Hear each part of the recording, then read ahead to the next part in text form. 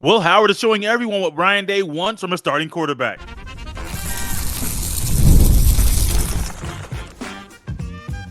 You are Locked On Buckeyes, your daily podcast on the Ohio State Buckeyes. Part of the Locked On Podcast Network, your team every day. Welcome in, Buckeye fans, to a Monday edition of Locked On Buckeyes, part of the Locked On Podcast Network, your team every day here on Monday, September 9th in the year 2024. I'm your host, Jay Stevens, also the host of the Jay Stevens Podcast, and today's episode is brought to you by 5 Hour Energy. Go to 5hourenergy.com and use promo code LOCKEDONCFB to receive 20% off your order. Will Howard has come in and quickly showed everybody that Ryan Day wants something specific from his starting quarterback. We knew in the offseason Ryan Day wants more from his quarterback utilizing his legs. Ryan Day is going to find ways via RPO or read option, or maybe even having him roll out a little bit in the pocket to use his quarterback in a different way this year. And Will Howard showing everybody what Ryan Day wants, and he's utilizing his legs in the proper way. He's also showing improvement in some key areas. We'll talk about those in a second, but when it comes to Will Howard's legs, he's getting the job done, man. Ohio State has had mobile quarterbacks under Ryan Day's watch, and Justin Fields and even Stroud isn't a speedster, but Stroud can move in the pocket. We saw that during his final game in college football, that Stroud could move in the pocket and get that thing done. Kyle McCord didn't move the way that Stroud or Fields did, but in comes Will Howard this year. And Will Howard is showing in just 2 games, he understands the playbook. He has full command of the offense. He has the belief in his peers, and he is doing the things that Ryan Day wants from his QB1, which is why the offense kind of exploded over the weekend. 683 total yards of offense. Let that sink in. We have watched a lot of football in our lives. In my life, watched a lot of Ohio State football, and you have as well. You probably can't remember the games where they have had over 600 total yards of offense that you watched those games. I don't know, and honestly, if I probably watched them, I can't think of one. I can't think, that game, or it's just so rare. And it all starts with number 18. If number 18 didn't get the job done, you're not going to have a shot to have almost 700 total yards of offense. You may get 450, you may get 500, which is still an asterisk. That's still a great number, a great accomplishment, but you might not get the 683 the Buckeyes got against Western Michigan. Also add in, they had the opponent that would allow them to just run that thing up, run the score up, and get everybody involved on offense. So the opponent definitely was a big factor. But Will Howard is showing he's the guy. He is the one to get the job done at quarterback. Yeah, there was a battle all offseason. Devin Brown, Julian saying, unlike last year, there is no, and even 3 years ago with Stroud, there's no debate on who should be QB1 right now. It is Will Howard, no questions asked. And what we got over the weekend, the numbers only tell a little bit of the story on the season. He's completed 64.8% of his passes. He's thrown for 520 passing yards, 4 touchdowns, 0 INTs, a passer rating of 170.1. I'm not saying that is going to last, but it is a really good number right now via his passer rating. Via Will Howard on the ground rushing, he's ran for 24 rushing yards. He has 1 rushing touchdown, 4.8 yards a pop. He is doing some things really good there as well. I like what we're getting from Will Howard. I think he's accomplishing the goal, and I think he has the right mindset, and I can't wait to see what happens with this offense down the road. I am still kind of reminiscing and reveling in all of those R words to alliterate this thing to kind of describe what is going through my mind in regards to the Buckeyes offense. That was insane, man. That was just unheard of. When I said that my score prediction was 52-0 for the game over the weekend, I thought 7 touchdowns, 1 field goal. Probably would have got more in the second half than what we did as far as scoring. It would have been a little less. No. The Buckeyes just said, y'all can't stop us. There's no way the Broncos had any shot of stopping the Buckeyes over the weekend. And then their head coach, his name escapes me, he made a comment about how Ohio State, they're bigger and scarier in person than they are on tape. Well, we saw it over the weekend. We saw improvement. They say the biggest jump comes between week 1 and week 2. And we saw the Buckeyes take a massive jump. They were already in good shape week 1, but oh my goodness, man, this jump week 2, whoo, I can't wait to see what they do after the improvement week, as they're calling it, the off week this week. Will Howard, he's the kind of guy Ohio State needs right now if they want to win a national championship. I'm not saying he's the only quarterback that could do it, but my goodness, man, this is how you want a guy to start his Buckeye career. The offense right now under Will Howard's watch, averaging right now with some really good numbers. Buckeyes offense averaging 322 passing yards, averaging 2.5 passing touchdowns on the season, averaging 221.5 yards on the ground, 6.2 yards per carry, averaging 4 rushing touchdowns.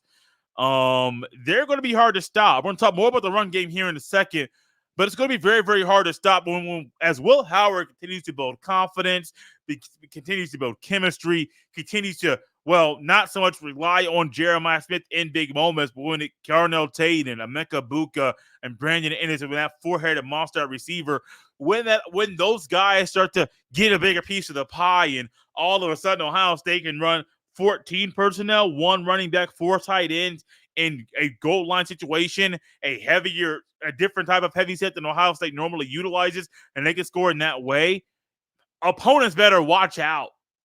Everyone better watch out, because what we're seeing right now from Ohio State is they have so many weapons, and Will Howard has so many weapons at his disposal. It's going to be scary for the opposition. It doesn't matter if it's Jeremiah Smith in an RPO or the same RPO, but he goes to Carnell Tate, or in the RPO, he hands it off to the running back, either Junkins or Henderson. It doesn't matter. It doesn't matter who it is. I didn't even mention Ibuka. I didn't mention Ennis. I didn't mention Kazmarek or Thurman or G. Scott Jr.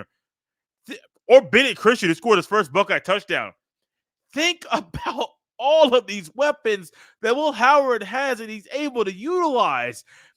If you are the defense, you are going to be up late at night wondering, how in the world are we going to be able to figure this bad boy out? Because my gut tells me you're not going to be able to. Most schools aren't going to be able to. Y'all don't have the type of players to figure this thing out. I cannot wait to see what happens the rest of the way. I cannot wait to see what Will Howard does after the improvement week against Marshall or against Michigan State or against Iowa or against Oregon. I can't wait to see what they do. Because if they continue on this streak of playing ball like this, y'all, it's going to be a lot of fun to watch. One thing that's been a lot of fun to watch of late is the Buckeyes running game this year, because y'all, it's been really efficient. This episode is brought to you by 5 Hour Energy. Grab a 5 Hour Energy shot to stay alert, to watch all your favorite games, or if you stayed up late to see that intense overtime game, take a 5 Hour Energy shot in the morning so you can start your day. 5 Hour Energy is a brand hardworking people like yourself have trusted for over 20 years to give them the alert, energized feeling they need to get through a busy, hectic day. You always know where to find 5 Hour Energy shots, right at the cash register at nearly every convenience, drug, and grocery store nationwide. Stock up on money-saving multi-packs to make sure you never run out of delicious, energizing 5 Hour Energy shots. If you go to 5hourenergy.com, that is the number 5hourenergy.com, and get some 5 Hour Energy product today, you can use my promo code LOCKEDONCFB to receive 20% off your order. This offer is only valid until September 30th on one order and cannot be used with other promotions. The code is not good on subscription orders. Go to 5hourenergy.com today. This episode is also brought to you by Billiards Plus. Billiards Plus has the best selection of pool tables, game tables, shuffleboard tables, and more. And the best service in Central Ohio. Y'all, everything you need for in-home and even backyard entertainment is at Billiards Plus. They are family-owned and operated.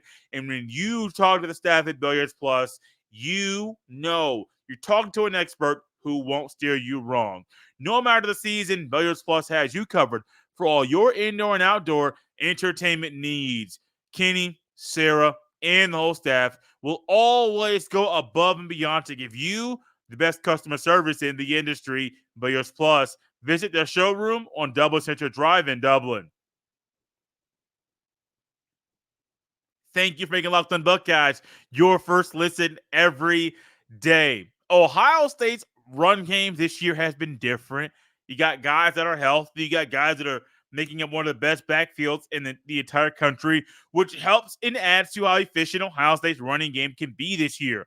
But then when you look at, well, the offensive line has new guys there, and the true starting left guard has not started the past couple games. You might look at this formula and say, oh, this bad boy might not be a well-oiled machine or might have some hiccups along the way. We got some hiccups in game number 1. It sure looked like in game number 2, even without Donovan Jackson at left guard, the run game was hitting on all cylinders. Man, that bad boy, I'm still kind of in shock at what we witnessed and how Quinshon Judkins and Trevion Henderson and James Peoples and Sam Williams-Dixon and Will Howard, and I believe even Devin Brown got on the running mix as well. It was kind of a lot of fun to see this whole unit kind of flourish and kind of work and kind of do the things that they're supposed to do and the things that, well, they're asked to do. Just do your job. It all starts up front. The offensive line over the weekend, it didn't wait till second quarter to get things rolling. They started right away with efficient blocking, pass blocking, with the pass pro, run blocking, making sure no matter if it's a zone scheme or a gap scheme, doesn't matter what is being called, they're on the same page. And we see right now with the offensive line, they're on the same page, they're in sync, and they are moving people. It's one thing to say, hey, we know what we need to do. It's another thing to actually do it. And they are currently moving people. And I am really impressed with that because with an offensive line, you kind of expect some issues. Game 1, game 2, game 3, start to iron those things out, get the kinks out of the way. And those first 3 or 4 games of the year, they had issues with game number 1. They kind of got over those. They fixed those, and we saw how that bad boy went the rest of the way. Game number 2 really didn't see much at all. Now, Western Michigan is better than Akron. They couldn't do nothing to slow down the Buckeyes running game over the weekend. The Buckeyes had 276 total rushing yards in that game, 6 rushing touchdowns. They averaged 7.3 yards per carry. 7.3 yards per carry is insane. Henderson averaged 6.6. Judkins averaged 12.0. Peoples averaged 5.1. Sam Williams-Dixon averaged 13.3. Those are the top 4 backs in the room. They also had 3 or more carries in the game, so that's why I'm using their numbers. Devin Brown had 3, but he has negative total rushing yards, so I'm not going to add him to this this different little equation. This isn't normal, man. No. It should be. It should be for the offensive line. But you should expect a few more issues. No. Austin Cerebral didn't play last year. So it's not like we're talking about a guy, and I'm not really sure how many snaps Shabola had last year either. I know he didn't start, but I'm not sure how many snaps the young man had. But Austin Cerebral, this man literally went from not playing at all to starting 2 games. And he shows that he is not a liability when he's out there. Think about the luxury that is for Ohio State. One guy that I have been very critical of, it's a guy that's not far from where I used to live at least, is Josh Frier. And I am not shying away from things I said last year, and I am going to go on the record and say, Josh Frier, man, you making strides I didn't think he was going to make this year. For a fact, to a T. Josh Frier was not my favorite Buckeye offensive lineman last year. No, he was not. Josh Frier was issues in pass pro. He was a liability at times. I understand the Buckeyes have played 2 MAC schools. I don't care. That bad boy, I forget whose rushing touchdown it was. He pulled around. He's a right tackle. Bad boy pulled around, became a lead blocker out there in space, and he looked like he belonged. I'm a person that believes that, hey, maybe Josh Frier's best spot at the next level is guard. I don't know if he's going to play in the NFL. I think his best spot is guard over tackle. He is showing right now he can play tackle in college football. Now, let's keep in mind, these are MAC schools. We're going to play another G5 school in a couple weeks. Then it turns nothing but Big Ten teams. Do I expect Josh Frier to do a whole lot better and play better? Absolutely. And his play directly impacts the run game. Quinshon Judkins and Trevion Henderson, when I heard Ryan Day said that he contacted Henderson about Judkins coming over and Judkins showing interest in playing at Ohio State, he immediately went over and made a phone call to Trevion Henderson. That's great. Cool. I understand that. I get it. No problem. Cool. I also understand that these two guys kind of complement each other very, very well. You got one guy who is not the most overall running back, but he can get the job done in Henderson, and the guy who's more of a true running back in Judkins, they don't have any issues splitting carries. Judkins had 9 carries over the weekend. Henderson had 10. Judkins had 108 yards in that game. Henderson had 66. They both had a couple trips to pay dirt of their own. There's no beef. There are no issues. There are no complaints. I do think down the road in that Oregon game, maybe in the Iowa game, the rotation will be kind of tightened and shortened. I am going to be curious to see how often they use James Peoples. Because James Peoples over the weekend, 10 carries, 51 yards. He scored 2 rushing touchdowns in his first 2 games in a Buckeye uniform. One game, well, not both games. He scored 2 total in his career. 1 last week, 1 this week. I'm going to be very, very, very curious how often he's utilizing that Michigan State game in a few weeks, and the Iowa game and the Oregon game. I don't think he'll be needed, but it would shock me if Lachlan says, hey, bro, let's give these backs a rest. Go out there and do your thing, tote the rock. For Ohio State right now to be averaging 221.5 rushing yards per game, 6.2 yards a pop, 4 rushing touchdowns a game, but also 36 carries, they're averaging more rushing attempts than they're averaging passing attempts. This is what people have been saying about Ohio State's offense for a very long time, that they need to run the ball more. I did not think they would be averaging this many rushing attempts right now. The rushing attempts average would be more than the passing. The passing game is efficient. You don't need to throw the ball all over the yard all the time to have an efficient passing game to get into a rhythm. No, Will Howard is coming out of here. Let's get this thing done. Let's not stop. Let's not have no issues. Let's go ahead and figure this thing out. We saw the Buckeyes last weekend come out, what was it, 4 or 5 straight pass plays. Will Howard completed his first 10 passes. The 11th was a throw to Jelani Thurman that was in traffic. It was a bang-bang play. The defender was there and broke it up. Cool, it actually happened. Jelani Thurman could have caught the ball. It would have been tough, but he could have caught it. But it was a bang-bang play. The defender made a good play. Cool, I get that. I'm going to be curious to see what happens going forward. Because I'm still reveling in what happened with the run game over the weekend. Where they are currently right now, Chip Kelly has all these options. He's figuring out how to use them.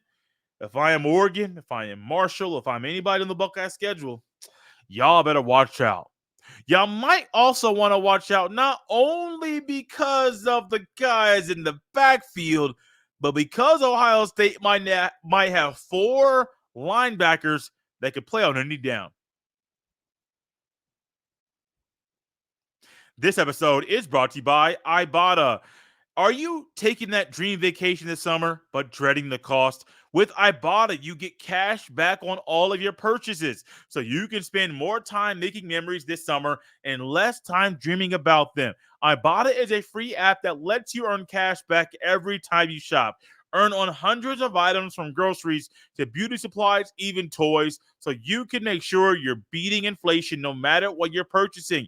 The average Ibotta user earns $256 per year that could cover the cost of an entire shopping trip, that flight you've been eyeing, or the fancy dinner you've been craving. You can save on over 2,400 brands and shop at over 1,000 retailers, including your favorite grocery stores, Lowe's, Macy's, Sephora, Best Buy, and more. Right now, Ibotta is offering our listeners $5 just for trying Ibotta by using the code LOCKEDONCOLLEGE when you register. Just go to the App Store or Google Play Store and download the free Ibotta app to start earning cash back and use code LOCKEDONCOLLEGE. That's IBOTTA in the Google Play or App Store and use code LOCKEDONCOLLEGE. Thank you for making Locked On Buckeyes your first listen every day. We knew this year at linebacker it would be a little bit different. Cody Simon's a captain. He has the block O jersey. Sonny Styles moves from safety to linebacker. CJ Hicks is showing and earning his spot. But everybody, a lot of people have been wondering, where does Arville Reese fit in this conversation? Or does he fit in this conversation in a playing conversation? Or is it, well, he's a fourth guy. He may get on the field. He may not get on the field. But, well, we just got to kind of wait and see what happens. Now, I know it's lesser opponents that Ohio State is currently playing. Let's keep that in context. However, let's also talk about reality. Ohio State might have 4 linebackers that can play at any time. Sonny Styles, CJ Hicks, Cody Simon, of course, and then Arville Reese on the year.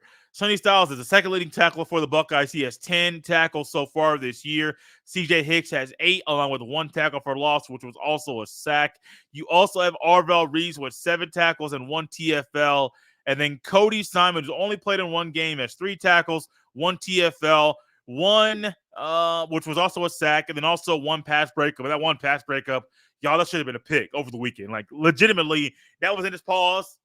Catch that thing. Go up the sideline, skedaddle, get the pater, get your pick 6, and do your thing. Didn't happen, but it's the luxury Ohio State has right now. Different than the running back competition, running back rooms. I don't know how often Ohio State will use 3 running backs. I think it's just a 2-headed monster of Judkins and Henderson. And y'all, they'll get the job done. But when it comes to the linebackers, if Ohio State uses a 4-3 like they did over the weekend, they can legitimately use Simon, Styles, and Hicks. They can pull out one of those 3 guys and put in Arville Reese and be absolutely fine.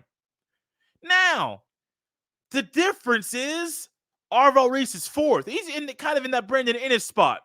You are a starter, but the guys ahead of you are just better. Just better. That's not a knock to you and say, oh, you should not play or you're not good enough to play. It's just, buddy, you're a little bit younger, and the guys are just a little bit better. Maybe they're a lot better if you're Jeremiah Smith versus everybody else. They're a lot better. But, man, it's a luxury. And for James Laurinaitis, for this to be his first full-time coaching job in college football, a full-time position job, and you got these guys to work with at the top of the room, then you add in Gabe Powers and the other guys that are there at Ohio State that are linebackers. Oh, my goodness. The Buckeyes got so many weapons. Isn't that kind of what they have been building towards, though? Building towards a group like this? Because even last year, as odd as this is going to sound, at times the best linebacker was a 3rd guy, and the Buckeyes run a 4-2-5 defense, which means your third backer isn't a starter. But Cody Simon got on the field and at the time showed, hey, he was better than Steel Chambers and Tommy Eichenberg a year ago. Why was that? Not really sure, but that's exactly what happened when he was on the field. He was quicker. He thought quicker on his feet. He was more active. He was right there. Wasn't really fooled by a lot. I mean, Cody Simon showed he could have been a starter last year, but what we're seeing right now from Ohio State, which I didn't know they would run a 4-3 this early in the year, but however they did, they got so many weapons. So many. And getting these guys reps now, when you can, I'm not going to say you force it, but when you can, watch out, everybody else. I don't care who is out there. I don't care who's on the schedule. Because y'all, it don't matter. Just watch out. Watch out for what's about to happen next. Watch out for the guys that, Ohio State's linebackers, they've been down a year ago. Not this year. They're fast. They think quick on their feet. They're elusive. They're athletic. They are literally looking like what Ohio State linebackers should look like. I don't know when on the show I made this statement, but I made a statement about CJ Hicks and that he looks like what an Ohio State linebacker is supposed to look like, just physically looking at him when he's on the field. And I know that may come across as me saying, Jay, Eichenberg was a great linebacker at times, and Still Chambers was a good linebacker at times. Was I saying they are not what Ohio State's linebacker should look like? Well, to me, Hicks looks like that. Arville Reese looks like what an Ohio State linebacker should look like. When you watch them on the field, that's what you expect. This is not me saying Eichenberg and Chambers a year ago or 2 years ago, even 3 years ago weren't that.